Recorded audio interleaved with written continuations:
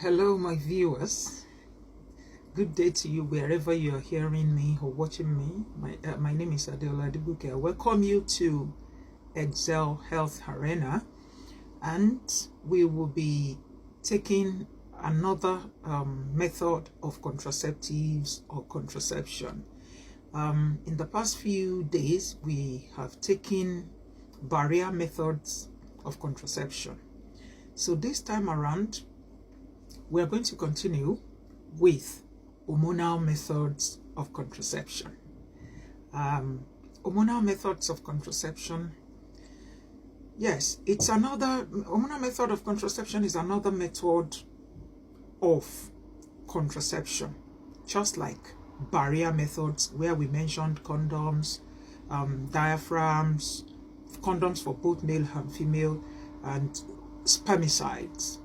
So this time around, we are going to be treating hormonal methods. And hormonal methods of birth control, they have a particular way of working. They work on the endocrine system, okay? And their action varies from one type to the other. So they work in different forms, or let me say their actions, are in different forms. And they use synthetic progesterone and estrogen. Those are the two hormones that they use in birth control, in the process of birth control. So I want to classify hormonal methods of birth control. One, we will talk about oral pills, drugs or medications that are taken orally. Oral pills, and these oral pills include, sometimes they can be progesterone only pills, they can be combined oral pills, they can also be post-coital pills. Post-coital pills are pills that are taken after intercourse. Usually we tag them emergency pills. Probably you do not expect to have intercourse and you have intercourse at the end of the day.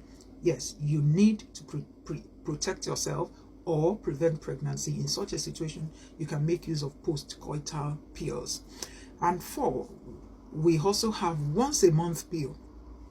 Those are pills that are taken just once in a month. And for your information, for those that do not know, males also have pills. There are contraceptive pills that are meant for male partners. So as we go along the journey, I want you to go with me, and I wish you a happy listening. Now, I've talked about the oral pills in 5 different forms, oral pills. Then I also want to talk about injections or injectables. We call them injectables, and these injectables are injections, that contain these hormones that I talked about, and they are administered into the muscles or in the subcutaneous tissue or layer in the body. So they contain both progesterone and estrogen. Those are the two major hormones that these hormonal contraceptives contain. So for the injectables, we have the progesterone injection only, or let me say progesterone only injectable. For these ones, they contain only progesterone. Examples of such: Depo. We usually call it Depo. And one example of Depo is Depo-Provera. Okay, so Depo is or let me say it contains depo-metroxyprogesterone acetate. That's what it contains. And we also have norethistérone enanthate. These are hormonal injectables, okay? And they are progesterone only. Now for combined injectables, we also have combined injectables, like we have progesterone only injectables. Okay, so now let's start with oral pills. When we talk about oral pills or talk of oral pills, these are medications that are taken orally, and they are usually taken every day. There are those ones that are taken every single day.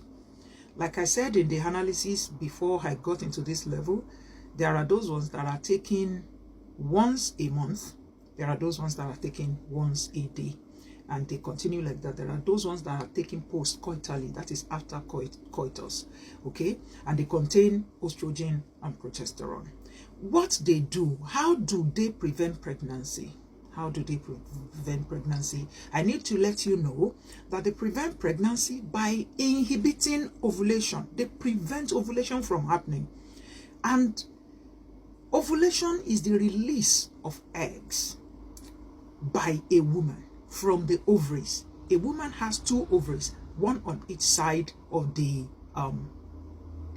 uterus, at the end of the fallopian tubes. At the end of the fallopian tubes.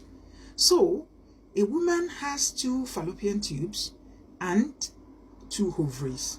Okay, so now these hormonal contraceptives, they prevent the ovaries from releasing eggs, and once there is no release of egg, there is nothing that the sperm can fertilize.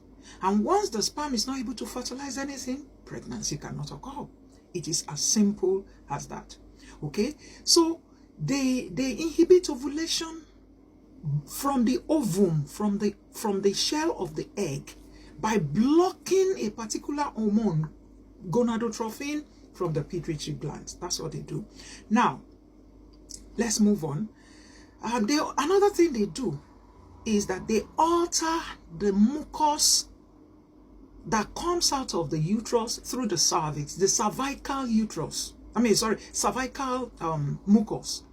So they alter it, they thicken it. When they alter the cervical mucus, that mucus that comes out, when it becomes thickened, the sperm finds it difficult to navigate, find its way through that mucus.